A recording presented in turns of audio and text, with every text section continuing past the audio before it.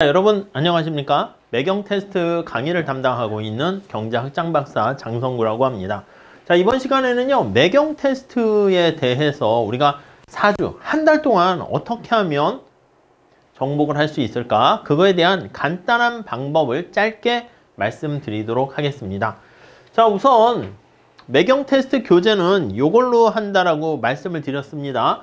이게 공식 교재이기 때문에 이걸 통해 가지고 여러분들께서 공부를 하시게 되면은 가장 매경 테스트 시험에 적합한 빠른 지름길로 갈 수 있는 방법이 아닌가 하는 생각이 듭니다.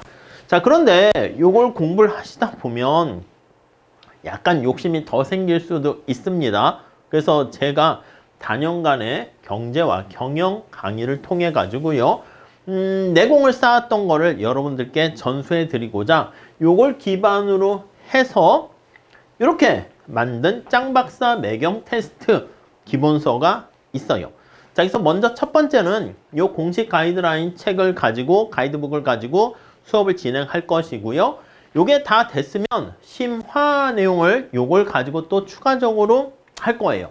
아시겠죠? 그건 차차 나중에 보시면 될 것 같고요. 그리고 또 하나는 우리가 눈여겨서 보셔야 될 게, 자, 홈페이지 들어가 보시면 매경 테스트 관련된 홈페이지가 있습니다. 오케이? 한번 들어가 보세요. 자, 그럼 다양한 얘기들이 있고요. 또 이쪽 오른쪽에 가보시면 이렇게 과거의 기출문제 같은 것들을 이렇게 신청하면 볼 수가 있어요.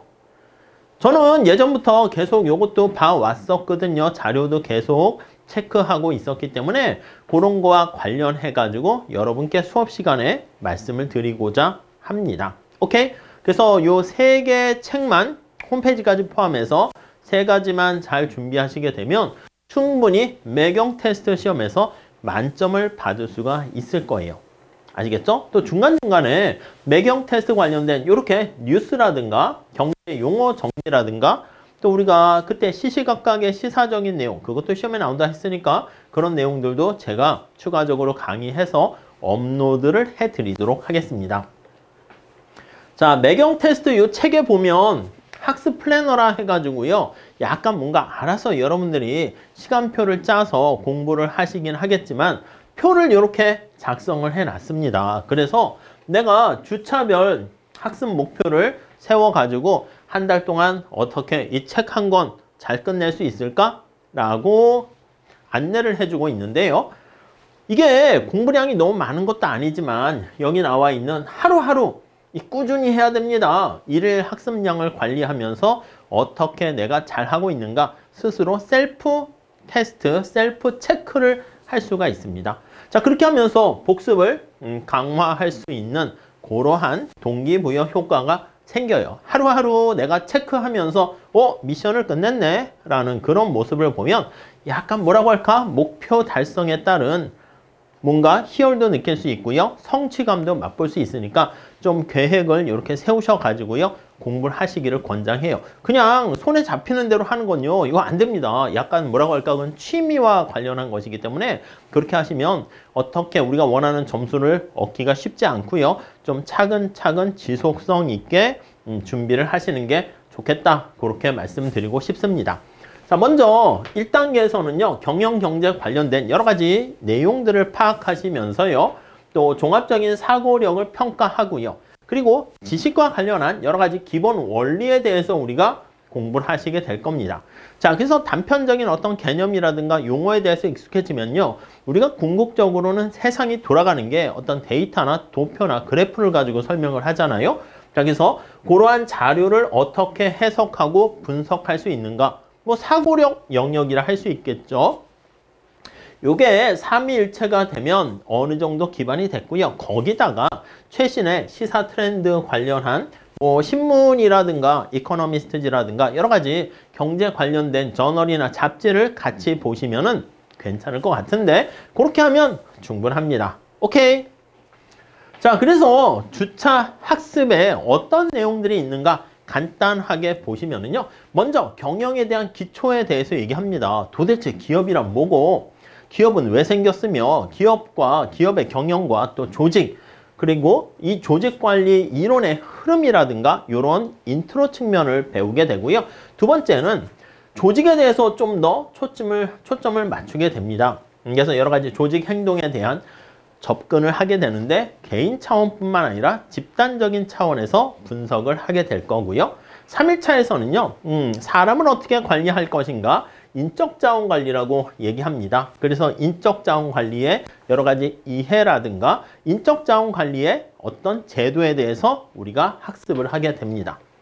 자, 그 다음에 4일차에 가면요. 기업이 다른 경쟁 기업 있지 않겠습니까? 그냥 내가 뭐 이렇게 물건을 만들어서 가만히 있는다 해서 물건이 팔리는 건 아닙니다. 서로 시장에서 경쟁을 해야 되는데 어떠한 전략, 이 전략은 전쟁, 스포츠 게임에서의 경기 이런 거랑 비슷합니다. 그래서 경영 전략에 대한 기본적인 내용을 살펴보고요. 어떤 전략을 세울 때 나 혼자 그냥 잘하는 게 중요한 게 아니라 외부 환경에 맞춰서 우리가 거기에 전략을 세워야 되기 때문에 외부 환경에 대해서 먼저 학습을 합니다. 자, 외부 환경이 변화했어. 내가 과연 그러한 외부 환경에 대해서 적응을 하고 대응할 수 있는 힘이 있는가? 내공이 있는가? 실력이 있는가? 그거를 또 체크해야 됩니다. 그래서 그게 바로 내부 환경 분석이라고 얘기를 하게 될 겁니다. 자, 내부 환경 분석에는요, 또 뭐 전략적으로 사업부 수준의 전략과 기업 전체 전략 이렇게 나눠서 볼 수가 있고요. 다음에는요, 기업들이 요즘 같은 경우에는 어떤 한 국가에만 있는 게 아니라 세계적인 기업 같은 경우는 여러 국가에 걸쳐서 활동을 합니다. 그래서 다국적 기업이라 합니다. 그래서 다국적 기업들의 여러 가지 글로벌 경영에 대해서 우리가 살펴보게 될 것이고요. 또 우리나라 뭐 고객들만 대상으로 하는 게 아니라 세계 전체 소비자를 대상으로 하기 때문에 여기 나와 있는 것처럼 마케팅이라는 게 전 세계적으로 이제 확산돼서 적용을 하게 되겠죠. 자, 그래서 다양한 마케팅에서는 소비자의 여러 가지 행동이라든가 또 마케팅 믹스 등등등 그런 마케팅에 필요한 기본적인 용어들을 학습하게 될 것이고요. 자, 8일차에는요. 아니, 기업이 잘 돌아가는가? 돈을 잘 벌었나? 자금, 재원을 어떻게 조달하지? 그거와 관련된 게 바로 재무라고 합니다. 그래서 그 재무의 상태를 잘 정리한 게 바로 회계다. 이렇게 보시면 되겠죠. 자, 그래서 회계란 도대체 왜 필요한 것이며 재무제표에 대한 이해를 학습하게 되고요.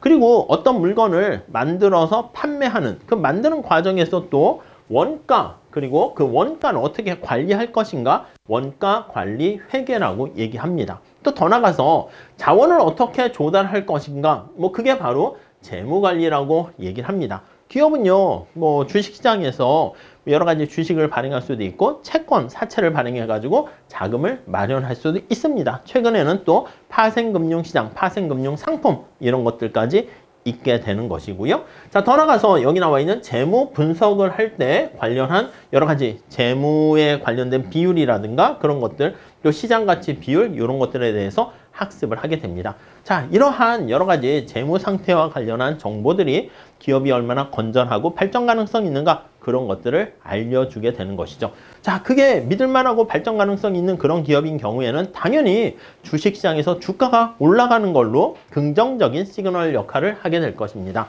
자, 그 다음 이제 경제로 들어갑니다. 경제활동이란 도대체 무엇인가?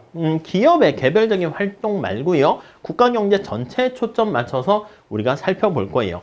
자, 경제학이라는 경제활동은 어떤 선택에 대한 문제인데요. 그랬을 때 그 선택의 모든 문제는 전부 다 희소성에서 시작된다라는 것을 알 수 있습니다. 자, 그 다음에 국가경제, 국민경제 전체에 대해서 다루고요. 많이 들어보셨죠? 경기가 침체되면 실업이 만연하게 될 것이고 그리고 지나치게 경제가 과열되면 인플레이션이 발생하게 됩니다. 자, 그래서 우리가 지금의 경제 상태가 어떤 상태인가 그걸 진단할 때요. 가장 대표적인 게 물가라는 변수인 인플레이션과 그리고 실업률이라는 변수인 실업 상태에 대해서 우리가 보고 경제를 진단한다라고 보시면 되겠습니다. 경제가 굴러갈 때는요. 여러분 돈이 돌아야 경제가 활성화되는 거 아니겠습니까? 우리 몸에서도요. 내가 뼈와 근육은 튼튼한데 피가 안 돌면 아니 쓰러지는 거지 뭐. 산소도 제대로 공급되지 않고. 그렇기 때문에 동맥경화 현상이 발생하게 되면 아무리 건강해 보이는 사람이라도 근육과 몸짱이어도 쓰러지게 마련입니다. 그래서 국가경제 전체에 돈, 화폐라고 볼 수 있습니다. 화폐란 무엇이며 화폐가 어떻게 흘러들어가는가, 어떻게 사용되는가, 그거에 대한 얘기들을 살펴볼 것이고요. 그 화폐 시장의 여러 가지 화폐 공급, 화폐에 대한 수요, 화폐 수량설이라든가 또 돈이 어떻게 새롭게 돈이 창조되는가 그런 과정에 대해서 우리가 살펴보게 될 것이고요. 자, 그 다음 이제 17일차에는요. 이러한 여러 가지 경제 활동이 봄, 여름, 가을, 겨울이 가는 것처럼 업앤다운 하는 경우가 있습니다. 이렇게 침체되는 상태와 그리고 경제가 지나치게 과열되는 상태가 존재하게 되는데 자, 이런 것들이 전부 다 경기 변동 아니겠습니까? 어떻게 여러분 호황과 불황이 반복될 때 가만히 놔둬 이렇게 볼 수도 있지만 적절하게 누군가가 개입을 해가지고요. 요 호황과 불황을 좀 완화시킬 수 있지 않을까? 이렇게요. 그건 이제 정부가 개입해야 된다라는 1929년도 대공황 때 등장한 존 메이나드 케인즈의 아이디어를 받아들여서 경제 안정화 정책에 대해서 우리가 살펴볼 거예요. 자, 여기서 이쪽 파트에서는 도대체 경기 변동의 원인은 무엇인가? 그거를 살펴보게 되고 아니 이렇게 정부가 개입해서 안정화 정책을 사용할 수 있는가? 예, 그런 것들을 장단기 시점에서 한번 진단하고 그 처방책에 대해서 체크해 볼 겁니다. 자, 그 다음은 금융시장과 거시경제 관련해서는요. 장단기 여러 가지 금리라든가 금융의 중개 역할을 하는 금융중개기관이라는 뭐 은행이라든가 등등등 볼 수가 있는데 이러한 통화 정책에 대해서 살펴볼 거예요. 2008년 글로벌 금융위기가 되면서 우리가 중앙은행에서 전통적인 방법으로 경제를 조정하려고 했던 게 실패했습니다. 그래서 아마 들어보신 분들은 있겠지만 양적 완화라고 합니다. 그래서 그거는 전통적인 방법이 아니기 때문에 여기 비전통적인 통화정책 이런 표현을 사용하게 됩니다. 자, 그러한 여러 가지 통화정책에 대해서 살펴보게 될 것이고요. 자, 그 다음에 4주차에는요. 미시경제 파트로 가게 될 거예요. 거시경제라는 것은 매크로 클 거자를 써서 국가경제 전체를 살펴보는 것이고요. 요 미시경제는 작을 미자예요. 현미경을 가지고 나무를 바라보듯이 접근을 하는 거예요.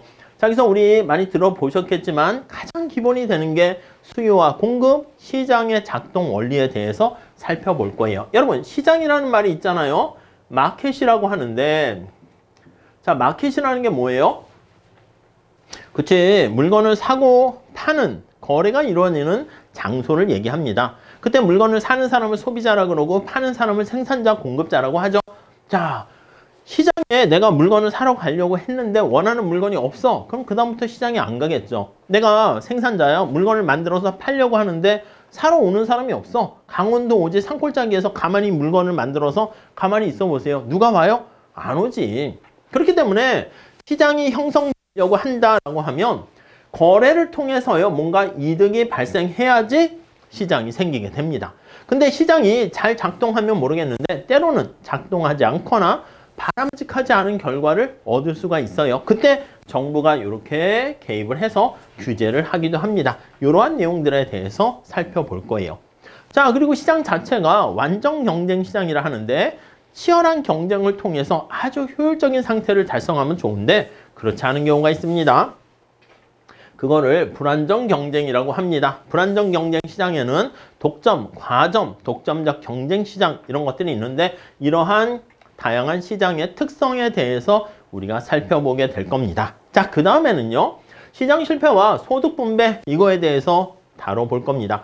자, 이것도 하나의 시장 실패라고 볼 수 있는데 이거 외에 여러 가지 공공재라든가 공유자원, 우리 환경이 자꾸 오염돼 가지고 지구가 망하면 시장 자체가 필요 없는 거 아니겠습니까? 근데 이 환경 오염 같은 경우는 외부성의 효과가 있기 때문에 어느 한 개별 기업이나 개인이 해결할 수 없습니다.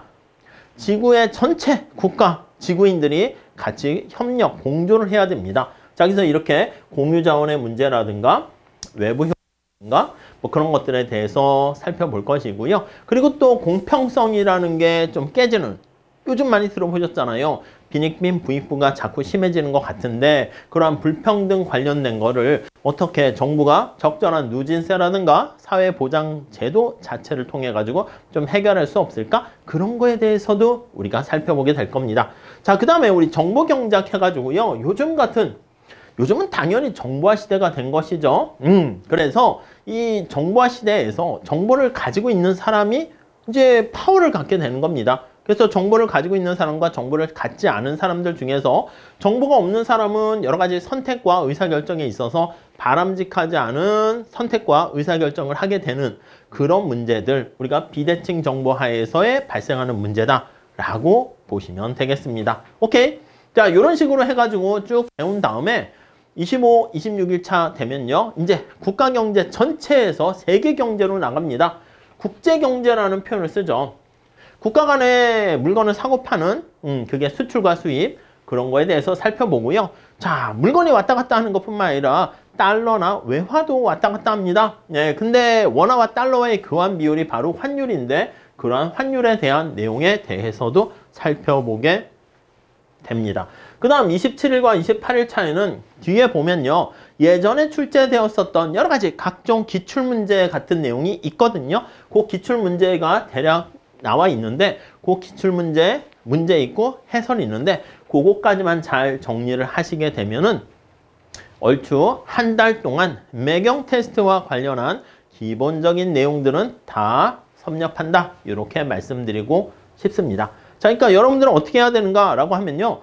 여러분들께서 처음에 새로운 학문이나 과목에 접근할 때는요. 좀 어려워요. 그렇기 때문에 강의의 도움을 받는 거야. 그래서 제 강의를 들으시면서 요런 내용들이 있구만.